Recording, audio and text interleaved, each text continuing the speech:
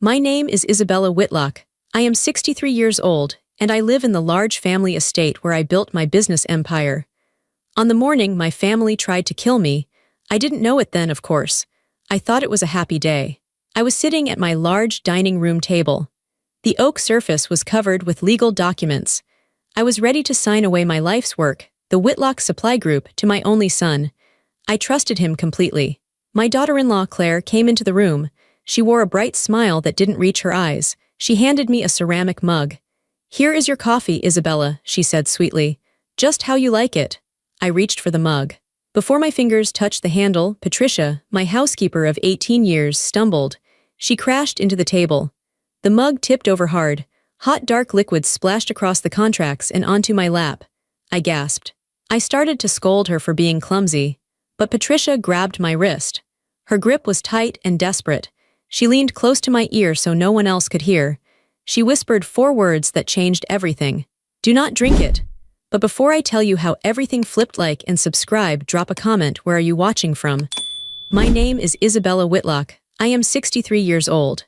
The morning sun was coming through the tall windows of my dining room. It should have been a beautiful day.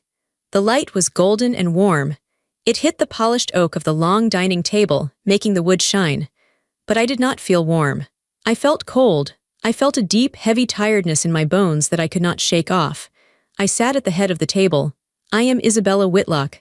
I was 63 years old that day. In front of me there were stacks of paper. White paper, crisp and clean. They were legal documents. Contracts, transfer deeds, financial agreements. They were arranged in neat piles, waiting for one thing, my signature. I held a heavy black pen in my hand. My fingers were trembling slightly. I told myself it was just my age. I told myself it was just the dizzy spells I had been having for the last 6 months. But deep down, maybe my body knew something my mind did not. My son, David, was standing by the window. He was 35 years old. He was a handsome man. He had my dark eyes and his father's strong jawline. He was wearing a gray suit that cost more than my first car. He looked powerful. He looked ready, but he also looked impatient.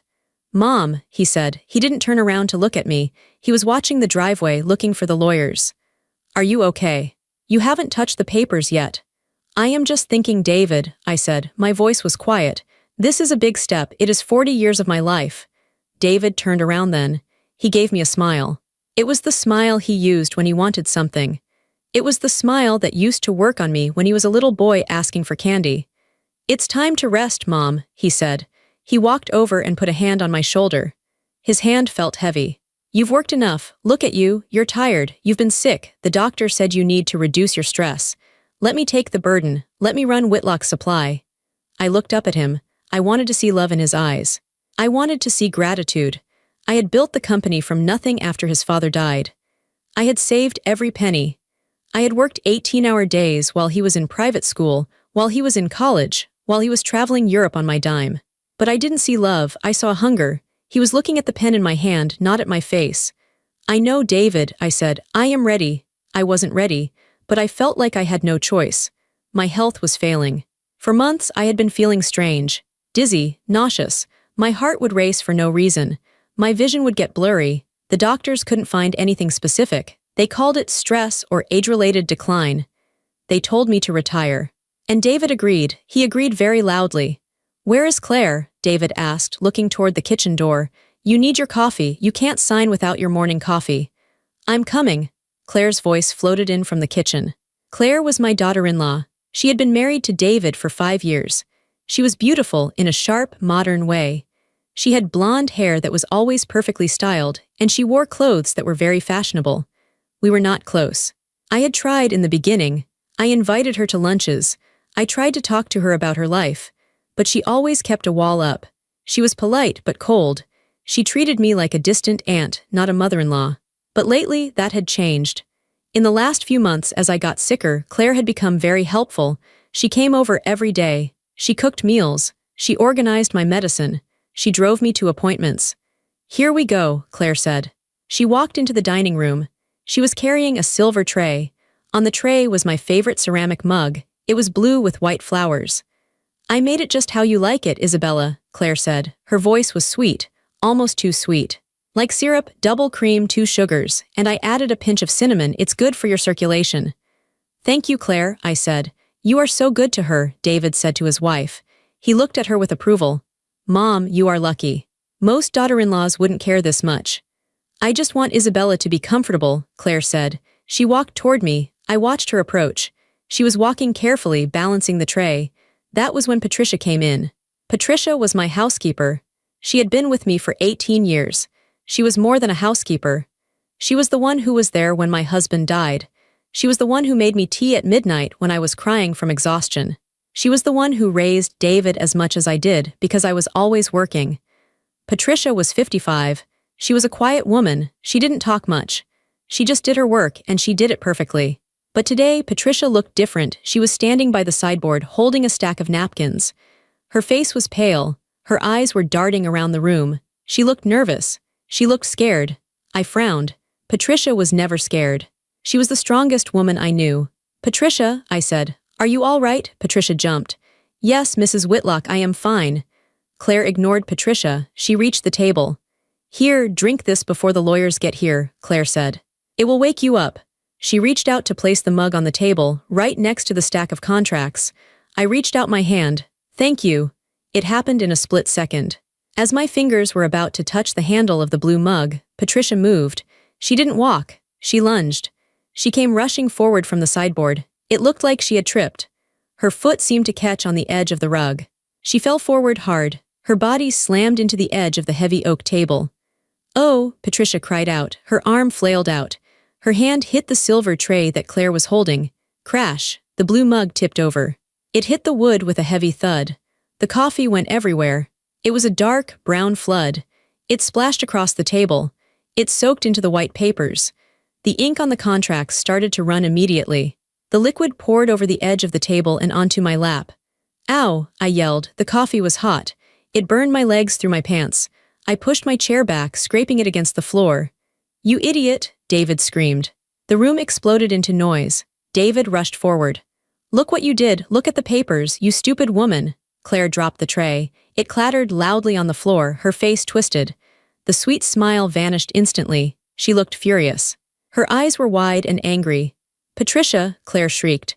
What is wrong with you, you clumsy fool? You ruined everything. I stood up, shaking the hot liquid off my pants.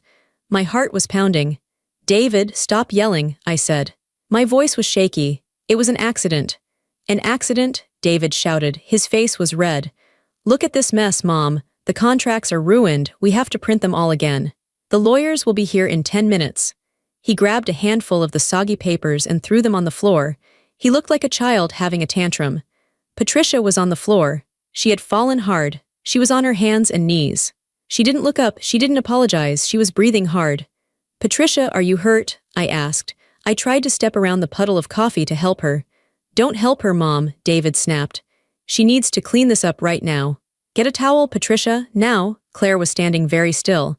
She wasn't looking at the papers anymore. She was looking at the puddle of spilled coffee. She was staring at it with a strange intensity. She looked disappointed and anxious. I will get a towel, Patricia said softly. Her voice was trembling. She stood up slowly. She wouldn't look at David. She wouldn't look at Claire. She kept her head down.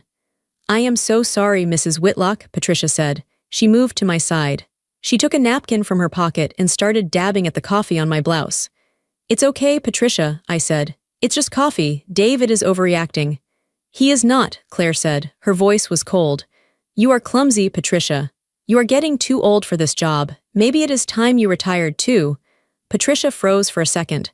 Her hand stopped moving on my blouse. Then she continued wiping. David, Claire said, turning to her husband. Go to the study.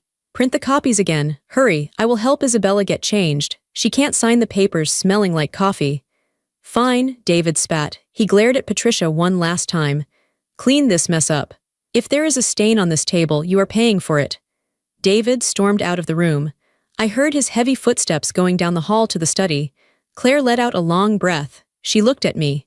The fake smile came back, but it was weaker this time. I am sorry, Isabella, Claire said. I wanted this morning to be perfect for you. I will go to the kitchen and make you another cup. Fresh coffee, you need it. No, I said. I'm fine, Claire, I don't want any more. Nonsense, Claire insisted. She was already moving toward the kitchen. You need the energy, I'll be right back. Patricia, help her out of those wet clothes. Claire walked fast. She disappeared into the kitchen. The door swung shut behind her. Suddenly, the room was quiet. It was just me and Patricia. The smell of coffee was strong in the air. It smelled bitter, burnt. I looked at Patricia. She was down on her knees again, picking up the soaked pieces of paper. Her hands were shaking badly. Patricia, I said gently, it's okay, David is just stressed. Don't worry about the table. Patricia stopped moving. She didn't pick up the paper.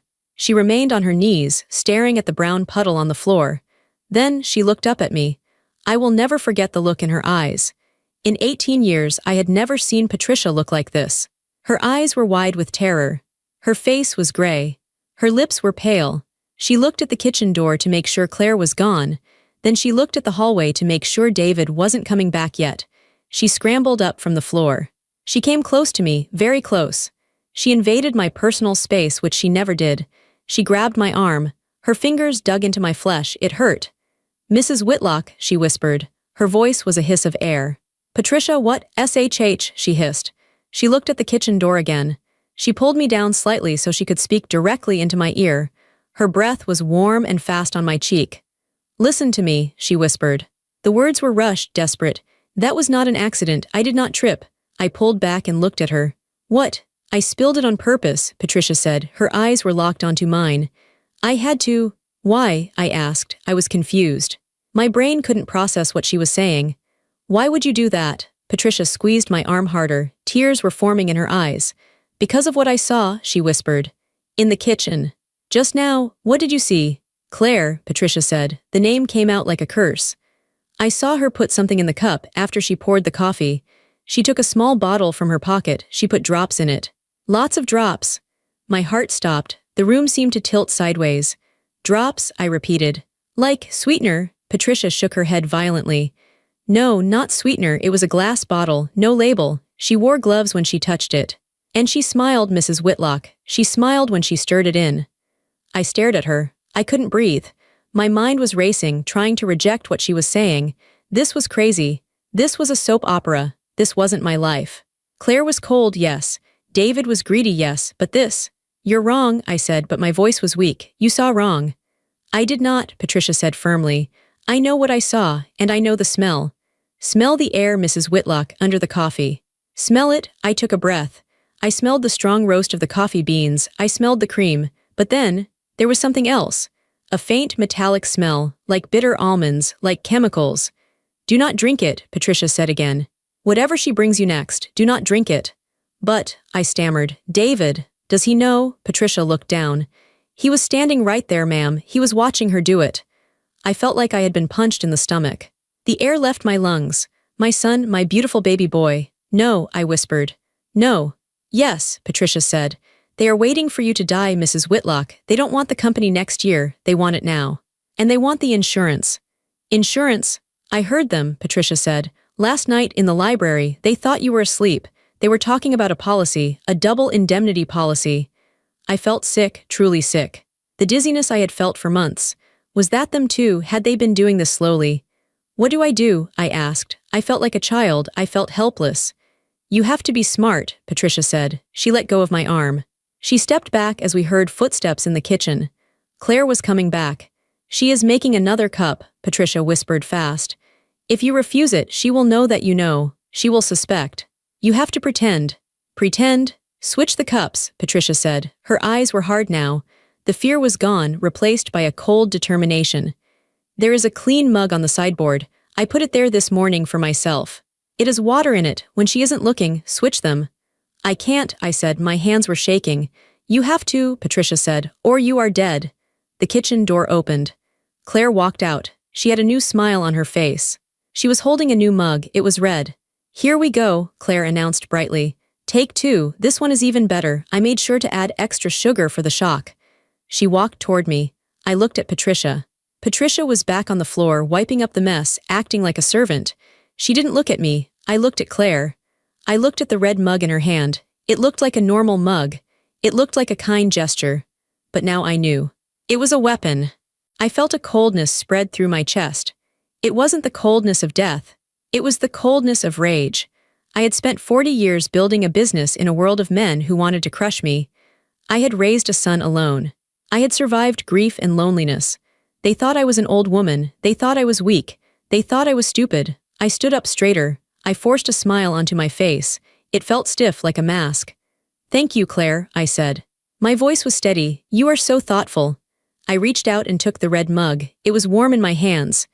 "Drink up," Claire said. She watched me. Her eyes were focused on the rim of the cup. "David will be back in a minute with the papers." "I will," I said. "I just need to sit down. I feel a bit shaken from the spill." "Of course," Claire said. "Sit, drink." I sat down. I brought the cup to my lips. I smelled the bitter almond scent again. It was stronger this time. Claire was watching me. She was holding her breath. "Is something wrong?" she asked. "No," I said. "It's just hot." "Blow on it," she said. I pretended to blow on the steam.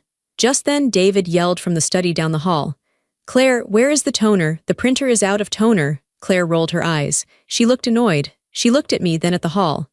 "1 second," she said to me. "Don't let it get cold." She turned around. She walked toward the hall to shout at David.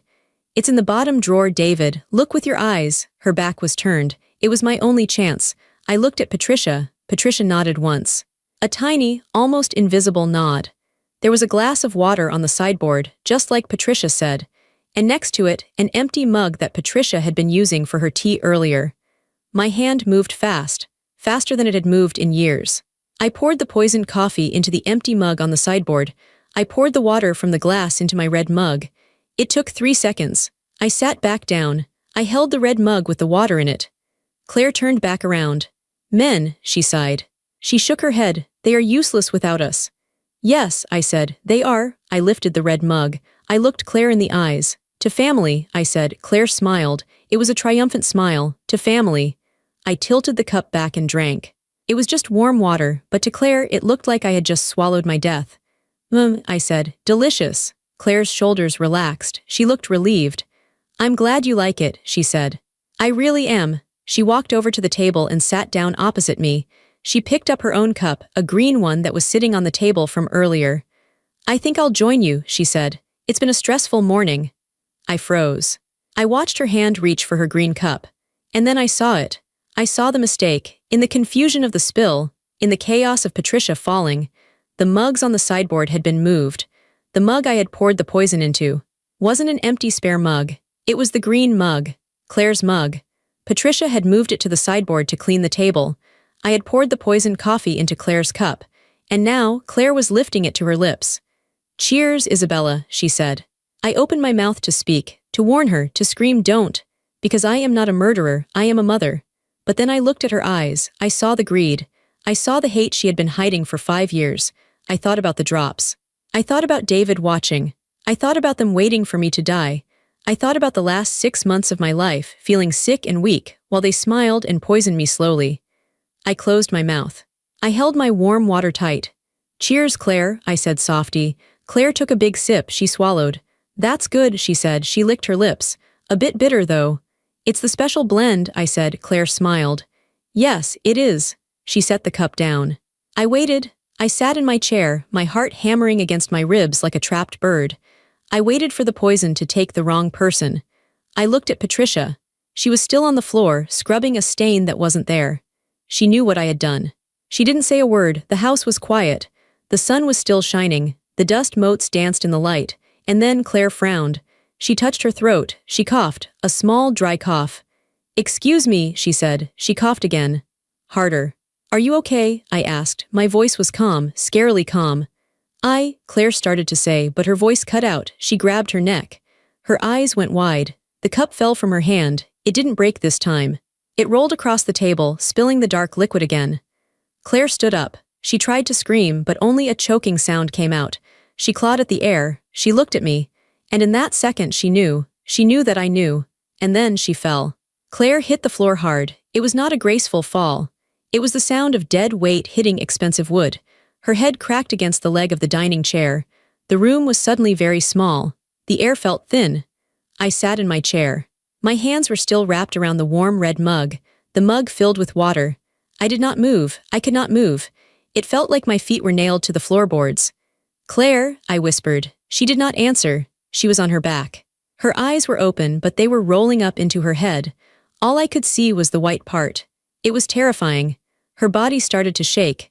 At first it was just a tremble, then it became violent. Her heels drummed against the floor. Thump, thump, thump, thump. Her arms flailed around, hitting the chair, hitting the table leg. Foam started to bubble at the corners of her mouth. It was pink. She had bitten her tongue. I watched her. I watched the woman who had just tried to kill me. Minutes ago, she was smiling. She was planning my funeral. She was thinking about how she would spend my money. Now, she was fighting for air. A strange feeling washed over me. It wasn't happiness. It wasn't victory. It was a cold, hollow shock. I looked at her convulsing body and I thought, that was supposed to be me. If Patricia hadn't pushed the table, if I hadn't switched the cups, I would be the one on the floor. My son would be watching me die. David, I screamed. My voice broke the frozen silence. David, help! I heard the printer stop buzzing in the study. I heard heavy footsteps running down the hall. What now? David yelled. What is it now? He burst into the room. He was holding a stack of fresh, warm papers. He looked annoyed. He looked ready to yell at Patricia again. Then he saw his wife. The papers slipped from his hands.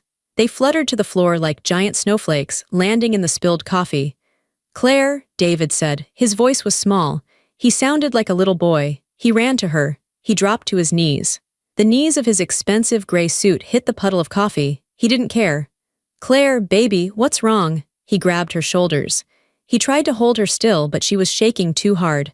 Her back arched off the floor. Her teeth were clenched tight. She was making a terrible gargling sound deep in her throat. David looked up at me. His eyes were wide with panic, but there was something else in his eyes too. Confusion. Mom, he shouted. What happened? What did she do? She drank her coffee, I said. My voice was flat. I was amazed at how steady I sounded. She took a sip, and then she fell. David froze. He looked at the table. He looked at the red mug in my hand. Then he looked at the green mug lying on its side on the floor next to Claire. I saw the realization hit him. It was like a physical blow. His face went pale. All the blood drained out of his skin. He looked at the green mug and he knew. He knew because he was part of it. The green cup, he whispered. She drank from the green cup. Yes, I said. She wanted to join me. David looked back at Claire. Her shaking was slowing down, but her breathing was shallow and ragged. She was turning blue around the lips. Oh God, David moaned. Oh God, no. He knew exactly what was in her system. He knew exactly what was killing her. Call 911, I yelled at him. David, call an ambulance. He didn't move. He stared at his wife. He was paralyzed. I realized then that he was calculating. He was doing math in his head. If he called 911, they would ask questions. They would find the poison.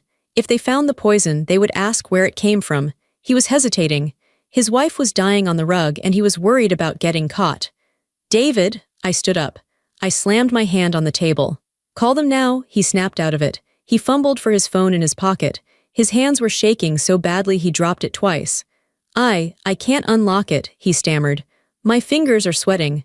Patricia stepped forward. She had been standing in the corner, silent as a ghost. She held out her own phone. I have already called them, sir, Patricia said. Her voice was ice cold. They are 2 minutes away. David looked at Patricia with pure hatred. For a second, I thought he was going to hit her. He hated that she was calm. He hated that she was witnessing this. You, David snarled, you did this. I did nothing, sir, Patricia said. I am just the maid. David turned back to Claire. Stay with me, baby, stay with me. He started to cry. It was a loud, ugly sound. But even as he cried, his eyes were darting around the room. He was looking for something. He looked at the spilled coffee. He looked at the green mug. Suddenly, he stopped crying. He reached out and grabbed the green mug from the floor. David, what are you doing? I asked. I need to clean this up, he said. His voice was frantic. The paramedics, they can't slip, it's slippery. He was lying. He wanted to hide the cup. He wanted to wash it. He wanted to get rid of the evidence before the police arrived. He scrambled up. He ran toward the kitchen with the green mug. David, I shouted, leave it, help your wife. I have to wash it, he screamed back. I have to wash it. He ran into the kitchen. I heard the tap turn on full blast. I heard the clinking of ceramic against the metal sink. He was scrubbing it. He was scrubbing away the poison he had meant for me. I looked down at Claire. She had stopped convulsing. Now she was just twitching. Her skin was gray. She looked like a wax doll that had been left in the sun. I felt a wave of nausea. I sat back down. I felt heavy. This was my family. This was the son I had breastfed. This was the son I had sat up with when he had the chicken pox. This was the son I had paid for, protected, and loved for 35 years. And right now, he was in the kitchen washing a murder weapon while his wife died on my floor. The sirens started. First, they were faint, a distant wail, then they got louder and louder. They filled the room. They filled my head. David ran back into the dining room. His hands were wet. The green mug was gone. "Where is the cup, David?" I asked quietly. "I put it away," he said breathlessly. He knelt back down beside Claire. "It doesn't matter. It's just a cup." The front door burst open. Patricia had gone to let them in. Paramedics in uniforms rushed in. They were carrying heavy bags. They brought a stretcher. The room was suddenly full of noise and chaos. Static from radios. Heavy boots on the floor, voices shouting orders. "What happened?" a tall paramedic asked. He knelt beside Claire. He shone a light in her eyes. "She collapsed," David sobbed. He was playing the role of the grieving husband now. He was good at it. "We were just talking and she fell. Is it a heart attack? Is it a stroke?" "How old is she?" 32, David said. "Any medical history, allergies?" "No, nothing. She is healthy. She does yoga." The paramedic frowned. He looked at Claire's blue lips. He smelled the air. "What is that smell?" the paramedic asked. "Did she vomit?" "No," David said quickly. "It's coffee, just coffee." The paramedic didn't look convinced. "Check her airway," he told his partner. "Start an IV. We need to go, now." They lifted Claire onto the stretcher. Her body was limp. Her head lolled to the side. She looked dead already. "I'm coming with her," David yelled. "One family member only in the back," the paramedic said. David looked at me. He looked torn. He wanted to go with Claire, but he also didn't want to leave me alone in the house. He didn't want to leave me with Patricia. He was afraid of what we might say. "Mom," David said, "you stay here, you rest. I will call you from the hospital." "No," I said. I stood up. I felt strong again. Stronger than I had felt in years. "I am coming too." "There is no room," David argued. "You are sick." "I am not sick," I said, staring him in the eyes. "I am fine. I will drive myself. Patricia will drive me." David narrowed his eyes. "Patricia stays here. She has to clean up this mess." "Patricia drives me," I said firmly, "or I will tell the police to drive me." David flinched at the word police. "Fine," he snapped. "Just, don't say anything to anyone until I get there." "You are confused, Mom. You are in shock. Don't talk to people." He climbed into the back of the ambulance. The doors slammed shut. I watched through the window as the ambulance sped away. The red lights flashed against the trees in the driveway. It looked like a nightmare. I turned to Patricia. She was standing by the kitchen door. She was holding something in a plastic bag. It was the green mug.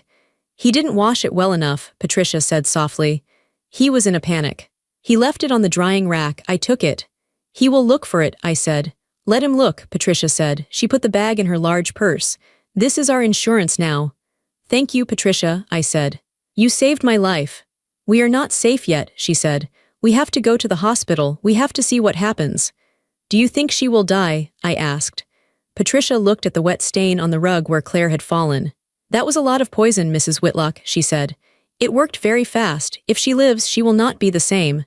We walked out to my car. It was a big, black Mercedes. I used to love this car. David had convinced me to buy it. He said it was safe. Now I wondered if he had cut the brakes. I shook the thought away. Patricia got in the driver's seat. I got in the back. The ride to the hospital was quiet. I looked out the window at the town I had lived in for 40 years. I saw the park where I used to take David to play on the swings. I saw the ice cream shop where we used to go on Sundays. I saw his elementary school. I remembered a day when he was 6. He had scraped his knee. He came running to me, crying, blood running down his leg. "Mommy, fix it," he had sobbed. "Make it better." I had cleaned it. I had put a bandage on it. I had kissed his forehead. I would have done anything to take the pain away from him. I would have died for him. And now he wanted me dead for money. The tears finally came. I didn't sob. I just let them fall silently down my cheeks. It hurt more than any physical pain. It was a tearing in my chest. My heart was breaking. We arrived at the hospital. The emergency entrance was crowded. I saw the ambulance. The doors were open. It was empty. They had already taken Claire inside. Patricia parked the car. "Are you ready?" she asked. I wiped my face. I put on my sunglasses to hide my red eyes. "Yes," I said. "I am ready." We walked into the waiting room. It smelled like antiseptic and old coffee. It was a smell I knew well.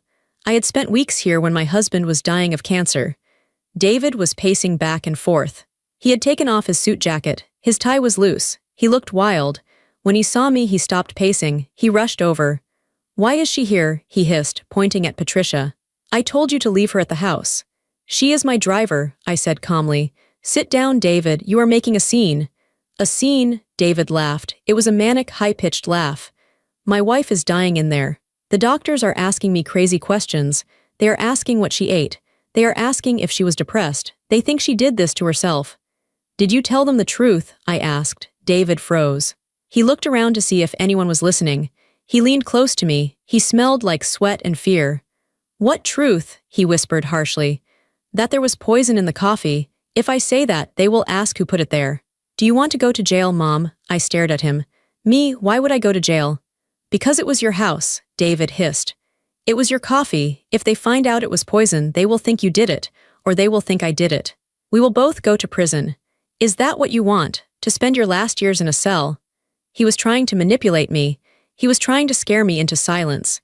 He thought I was a confused old woman who would believe anything he said. He didn't know I had seen the switch. He didn't know I had the mug. "So what did you tell them?" I asked.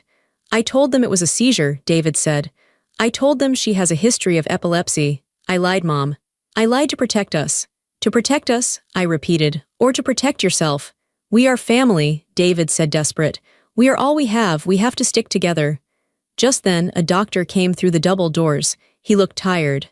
He was holding a clipboard. "Family of Claire Whitlock," he called out. David ran to him. "I am her husband. Is she okay?" The doctor looked at David, then at me. He looked serious. "She is in a coma," the doctor said. "We managed to stabilize her heart, but her system, it has taken a massive hit. Her kidneys are failing, her liver is shutting down." David covered his mouth with his hand. "Will she wake up?" "We don't know," the doctor said. "We are running toxicology screens now. The symptoms, they are very aggressive. It looks like toxicity." "Mr. Whitlock, I need to ask you again. Are you sure she didn't ingest anything? Chemicals? Cleaning fluids? Medication?" David swallowed hard. I saw his Adam's apple move. "No," David said. "Nothing. The tests will tell us," the doctor said. "It will take about an hour to get the results. You can wait here." The doctor turned and walked away. David collapsed onto a plastic chair. He put his head in his hands. I sat down opposite him. Patricia stood behind my chair like a guard. "David," I said. He didn't look up. "What? Why did you do it?" He looked up then. His eyes were red. "Do what?" "Don't lie to me," I said. My voice was very low so only he could hear. "I know. You don't know anything," he spat. "You are senile." "I am not senile," I said. "I saw the drops." "Patricia saw the drops, and I saw you watching her." David's face twisted. The mask fell off completely. For the first time, he didn't look like my son. He looked like a stranger. A dangerous stranger.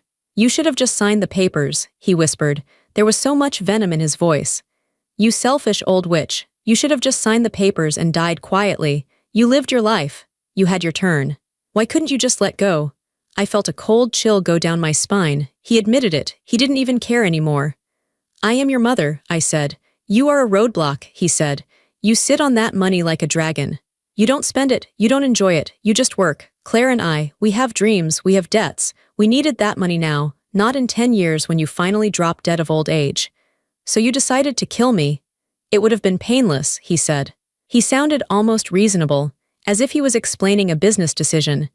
"It was just a few drops, like falling asleep. Claire messed it up. She was always greedy. She probably put too much in. Or she messed up the cups." He looked at me with disgust. "You are lucky," he said, "but you won't be lucky forever." "Are you threatening me, David?" "I am telling you the truth," he said. "Who are they going to believe, me? The grieving husband? Or you, the old woman with dementia who thinks her family is trying to kill her?" He leaned back in the chair. He looked confident again. He thought he had won. He thought he could talk his way out of this. He thought he could still control the narrative. "I will tell the doctors that you gave her the coffee," David said calmly. "I will tell them you made it. Patricia works for you. She will lie for you. But I will tell the police that you have been confusing your medications. That you must have put your heart medicine in her coffee by mistake. It will be a tragic accident. You will be sent to a home. And I will get power of attorney." I stared at him. He had it all planned out. Even now, with his wife dying in the next room, he was planning how to frame me. He was a monster, and I had raised him. I felt a hand on my shoulder.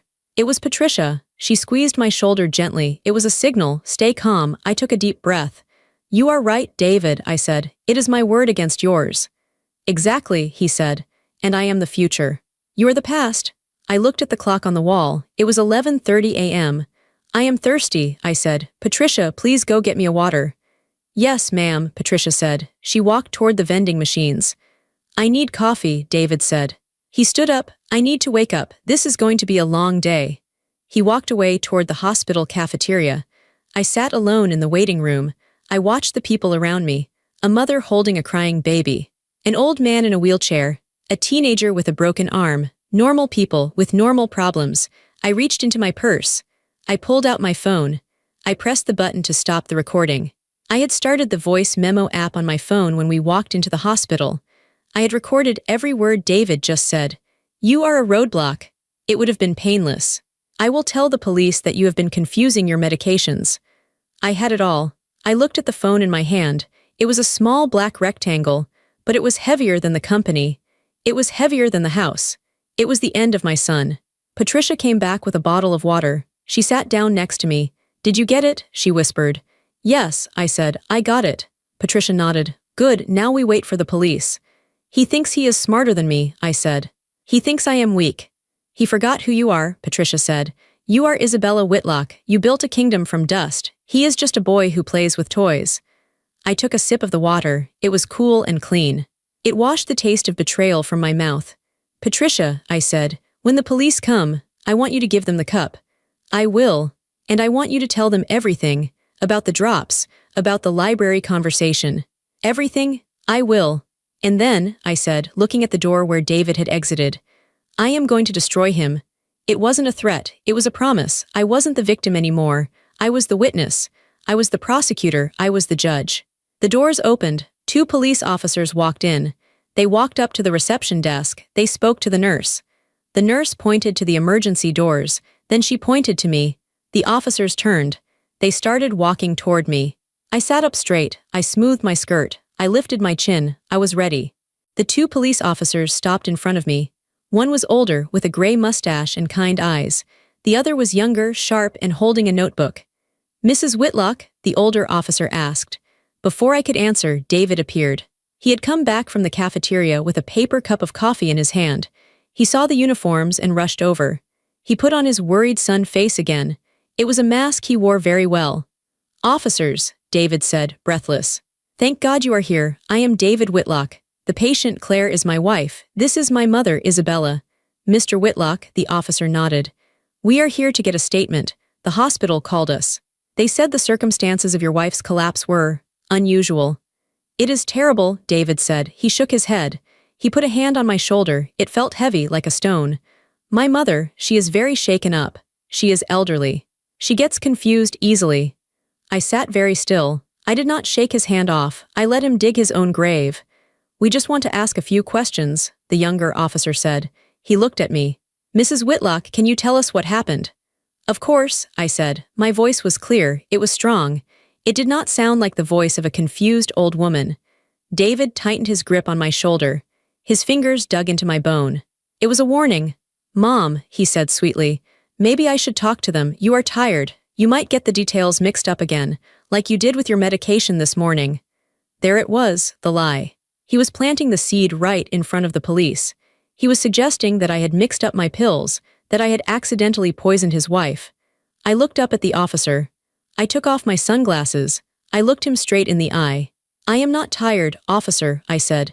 And I am not confused. I know exactly what day it is. I know exactly who I am, and I know exactly what happened in my dining room. David froze. He hadn't expected me to push back. He thought I would be cowed by the police. He thought I would be scared. I would like to speak to you, I said to the officer, but I would like to speak to you alone, without my son. The older officer looked at David's hand on my shoulder. He looked at the tension in David's jaw. Sir, the officer said politely, could you give us a moment? Why don't you go check on your wife? David looked trapped. If he refused, he looked suspicious. If he left, he lost control of the narrative. I just don't want her to say anything that isn't true, David stammered. She has been having episodes. We are trained to handle that, sir, the officer said. Please. Step aside. David let go of my shoulder. He glared at me. It was a look of pure venom. Then he turned and walked back toward the emergency room doors. I watched him go. I watched his expensive suit, his confident walk. And I felt a wave of memories crash over me. I looked at the officers. Please give me a moment, I said. I need to collect my thoughts. Take your time, ma'am, the officer said. I closed my eyes. I needed to find my strength. I needed to remember who I was. Because for the last 6 months, David had made me feel like a weak, dying old woman. But I wasn't. I went back in my mind. 15 years. 15 years ago, my husband, Robert, died. It was a heart attack. It was sudden. One minute he was laughing at the breakfast table, the next he was gone. I was 48. David was 20. Robert had started the Whitlock Supply Group. It was a small logistics company then. We had 5 trucks and a rented warehouse. When he died, everyone expected me to sell. The competitors circled like vultures. They called me. Isabella, sell to us, they said. You don't know how to run a supply chain. It's a man's world. Go home, bake cookies, enjoy the life insurance. David was in college then. He came home for the funeral. He told me the same thing. Sell it, Mom, he had said. Take the money. We can go on vacation. But I didn't sell. I went to the office the day after the funeral. I wore my black dress. I sat at Robert's desk. The chair was too big for me. The men in the warehouse looked at me with doubt. They whispered. They bet on how long I would last. I lasted. I didn't just last. I worked. I worked harder than Robert ever did. I learned every route. I learned how to fix a transmission on a semi-truck. I learned how to negotiate contracts with suppliers who tried to cheat me because I was a woman. I worked nights. I worked weekends. I missed dinners. I missed holidays. I poured my grief into concrete and steel. I grew the company. 5 trucks became 10, then 50, then 100. We expanded to 3 states. I became the CEO of one of the biggest supply groups in the region. I did it alone. And where was David during those years? He was enjoying the fruits of my labor. I paid for his tuition. I paid for his apartment. I paid for his car. When he graduated, I created a job for him at the company, Vice President of Strategy. It was a made-up title. I wanted him to learn. I wanted him to work by my side.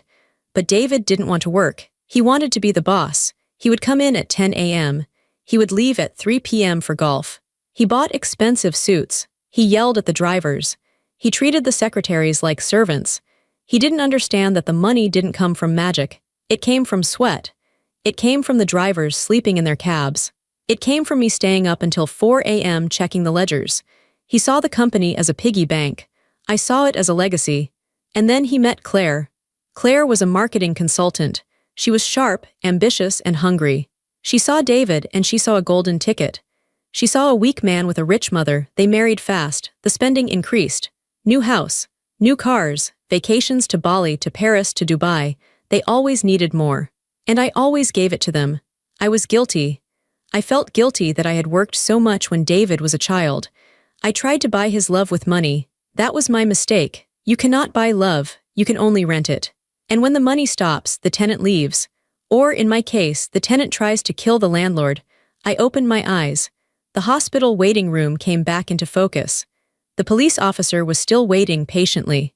Patricia was sitting next to me, her hand on her purse. I wasn't the weak old woman David thought I was. I was Isabella Whitlock. I had fought unions. I had fought banks. I had fought grief. I could fight my son. Officer, I said. I am ready to talk. Tell us about the coffee, the officer said. My daughter-in-law made it, I said. She brought it to me, but my housekeeper, Patricia, accidentally spilled it. Accidentally? The officer asked. He was writing in his notebook. That is what it looked like, I said. But then, Patricia warned me. Warned you? She told me not to drink it, I said. She told me she had seen Claire put something in the cup. The officer stopped writing. He looked up, his eyes were sharp now. She saw her put something in the cup. What exactly? Patricia spoke up. Drops, she said, her voice was steady. From a small glass bottle, she wore gloves. She smiled when she did it. The officer looked at Patricia. And you are the housekeeper? Yes, sir. So what happened next? The officer asked me. I didn't believe it at first, I said, but Patricia insisted. She told me to switch the cups. There was a cup of water on the sideboard. When Claire wasn't looking, I poured the coffee into an empty mug and took the water. And then, I took a deep breath. Claire sat down. She picked up the mug I had poured the coffee into. I didn't realize it was her mug. I thought it was a spare. She drank it. The officer was staring at me. This was a wild story. It sounded like a movie plot. I could see the doubt in his eyes. And then she collapsed. Yes, I said, immediately. And your son, where was he? He was there, I said. He watched her make the coffee, he knew. He knew. He tried to wash the cup, I said. While his wife was dying on the floor, he ran to the kitchen to wash the cup. The officer looked at his partner. They exchanged a look. It was a look that said, "This is serious." "Do you have proof?" the officer asked. "This is a very heavy accusation, Mrs. Whitlock. Your son says you are confused." "I have proof," Patricia said. She reached into her large purse. She pulled out the plastic bag. Inside was the green mug. It was still wet. There was a brown residue at the bottom. "He didn't wash it well enough," Patricia said. "I took it from the drying rack before the ambulance arrived." The officer put on a pair of blue latex gloves. He took the bag from Patricia carefully. He held it up to the light. "If we test this," the officer said, "what will we find?" "Poison," I said. Just then, the double doors of the emergency room swung open. The doctor came out again. He was walking fast. He looked grim. He spotted David coming from the hallway, and he spotted the police officers with me. "Mr. Whitlock, officers," the doctor called out. David ran over. "What is it? Is she awake?" "No," the doctor said. He looked at the police officers. "We have the preliminary toxicology results." The room went silent. I could hear the hum of the vending machine. I could hear my own heartbeat. "What is it?" David asked. His voice cracked. "It is cyanide," the doctor said. David let out a gasp. He staggered back. He put his hand against the wall to steady himself. "Cyanide?" the officer repeated. "A massive dose," the doctor said. "It was in her stomach. We are pumping it, but the damage is severe. We have contacted the Poison Control Center. But officers, this is not something you buy at the grocery store. This is industrial grade." The older officer turned to David. His face was no longer kind. It was hard. "Mr. Whitlock," the officer said, "you told us she had no medical history. You didn't mention cyanide." I didn't know," David shouted. He was sweating now. Sweat was running down his forehead. "She must have. She must have done it herself. She was depressed, I told you." "Depressed people usually leave a note," the officer said. "They don't usually drink coffee with their mother-in-law." "She was unstable," David yelled. He pointed at me. "Or maybe she did it. My mother, she hated Claire. She was jealous." He was losing control. He was flailing. I stood up. I walked over to them. I stood next to the police officer. "I did not hate her, David," I said. "I pitied her." "And I pity you." "Shut up," David screamed at me. "You are trying to frame me. You and that maid, you planned this." Patricia stood up too. She walked over to us. She was holding a manila envelope. I hadn't seen her bring it. She must have had it in her bag the whole time. "Officers," Patricia said, "I think you should see this." "What is this?" the officer asked. "I have been watching them," Patricia said, "for 3 months." David's eyes went wide. "What?" "I saw the changes in Mrs. Whitlock," Patricia said. "I saw her getting dizzy. I saw her getting sick only after she ate dinner with them, so I started watching. I started listening." Patricia opened the envelope. She pulled out a stack of photos. She handed them to the officer. "This is a photo of Claire's car," Patricia explained. "Parked behind an industrial chemical supply store in the city, taken 3 weeks ago." She pulled out another photo. "This is David, meeting with an insurance agent at a coffee shop. I sat at the table behind them. I recorded the conversation." She pulled out a USB drive. "They took out a double indemnity policy on Mrs. Whitlock's life," Patricia said. $5 million. It pays out double if the death is accidental, like an accidental overdose of heart medication." David was shaking. He looked like he was going to vomit. You spied on us," David whispered. "I protected my employer," Patricia said, "because she is the only decent person in this family." The officer looked at the photos. He looked at the mug in the evidence bag. He looked at the doctor who had confirmed the cyanide. He turned to David. "Mr. Whitlock," the officer said, "I think we need to go down to the station." "No," David said. He backed away. "No, this is a mistake. You can't trust her. She is just a maid." "I am a witness," Patricia said. "And I have a recording too," I added. I held up my phone. "From 10 minutes ago, in this waiting room, When you told me that I was a roadblock and that it would have been painless. David looked at the phone in my hand. He looked at the recording app that was still open on the screen. He realized then that it was over. The arrogance drained out of him. The power of the suit, the title, the money, it all vanished. He was just a small, scared man who had tried to kill his mother and failed. "Mom," he whimpered, "please don't do this." He reached out his hand to me, the hand that had tried to sign my death warrant. "Mom, I'm your son. I'm your baby." I looked at him. I remembered the little boy with the scraped knee. I remembered the boy I taught to ride a bike. I remembered the boy I loved more than my own life. But that boy was gone. He had been dead for a long time. The man standing in front of me was a stranger. "My son is dead," I said. My voice broke, but I held my ground. "You are just a murderer." I turned my back on him. "Officer," I said, "arrest him." The officer nodded. He pulled out his handcuffs. The metal clicked. "David Whitlock," the officer said, "put your hands behind your back. You are under arrest for the attempted murder of Isabella Whitlock and the poisoning of Claire Whitlock." "No," David screamed. "It was Claire, it was all Claire's idea. She bought the poison, she did it. I just watched. He was selling her out. Even now he was trying to save himself. The officers dragged him away. He was crying and screaming, his expensive shoes sliding on the hospital floor. Everyone in the waiting room watched. I didn't watch. I looked at the wall. I looked at a poster about washing hands to prevent infection. I felt numb. Patricia came and stood beside me. She didn't say anything. She just stood there, a solid presence in a world that had crumbled. "Is he gone?" I asked after a moment. "Yes, ma'am," Patricia said. "He is gone." I let out a long breath. My legs felt weak. I sat down on the hard plastic chair. "It is over," I said. "Not yet," Patricia said gently. "Now comes the hard part." She was right. The adrenaline was fading. The reality was setting in. I was 63. I was a widow, and now I was childless. My family was gone. My legacy was tainted. "What do I do now, Patricia?" I asked. I felt small. "I have nothing left." Patricia sat down next to me. She took my hand. Her hand was rough from years of scrubbing floors. It was a worker's hand, an honest hand. "You have the company," Patricia said. "You have your life, and you have the truth." "The truth is ugly," I said. "The truth is clean," Patricia corrected. "Lies are dirty. The house is clean now, Mrs. Whitlock. We took out the trash." I looked at her. A small smile touched my lips. It was a sad smile, but it was real. "You are right," I said. "We took out the trash." "And," Patricia added, "you have me if you want me." "Patricia," I said, "I don't want you to be my housekeeper anymore." Patricia looked worried. "You are firing me." "No," I said, "I am promoting you. I need a partner. I need someone I can trust, someone who sees everything." Patricia smiled. "I would like that." The doctor came back over to us. "Mrs. Whitlock," he said, "your daughter-in-law, she is stabilized. She is in a coma, but she is breathing on her own. The police will want to guard her room." "Will she survive?" I asked. "It is possible," the doctor said, "but there will likely be brain damage, the lack of oxygen." It was significant. I nodded. Claire would live, but she would live in a prison. First a prison of her own body and then a prison of concrete. "Thank you, doctor," I said. I stood up. I smoothed my skirt again. "Let's go, Patricia," I said. "I need to go home. I have a company to run." "Yes, ma'am," Patricia said. We walked out of the hospital. The automatic doors opened.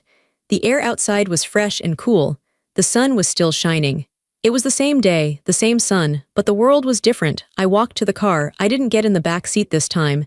"Give me the keys," I said to Patricia. "You want to drive?" she asked. "Yes," I said. "I think I am done being a passenger." Patricia handed me the keys. I got into the driver's seat. I adjusted the mirror. I started the engine. The engine purred. It sounded powerful. I put the car in gear. I drove away from the hospital. I drove away from my son. I drove away from the past. I was Isabella Whitlock, and I was just getting started. We drove back to the house in silence. I parked the Mercedes in the driveway. The house looked exactly the same as when we had left it 2 hours ago. The front door was still unlocked. The windows were still open. It looked like a perfect, stately home, a place where a happy family lived.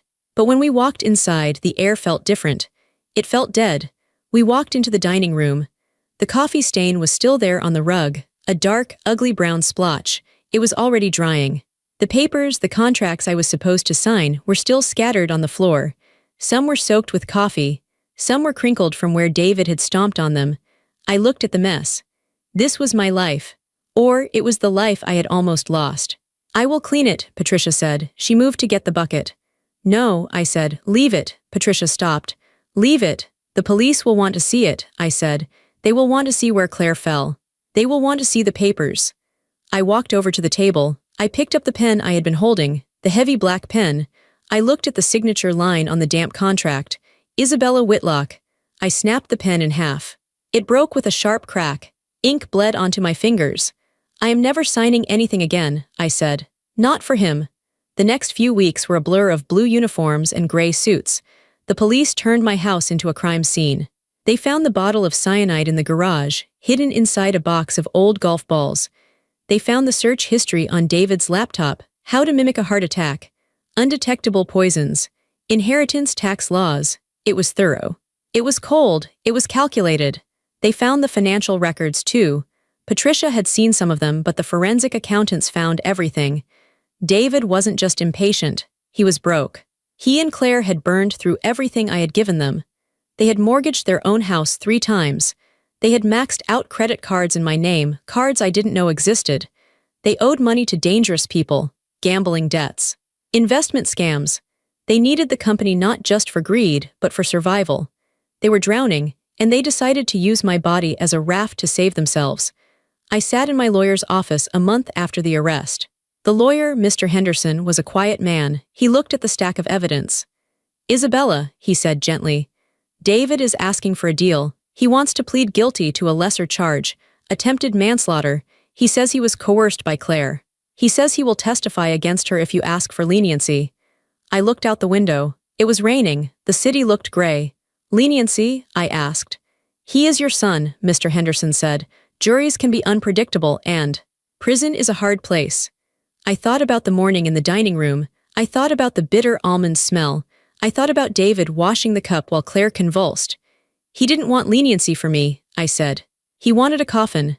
So, Mr. Henderson asked. No deal, I said. No mercy. I want him to stand trial. I want everyone to hear what he did. The trial happened 6 months later. It was not a circus.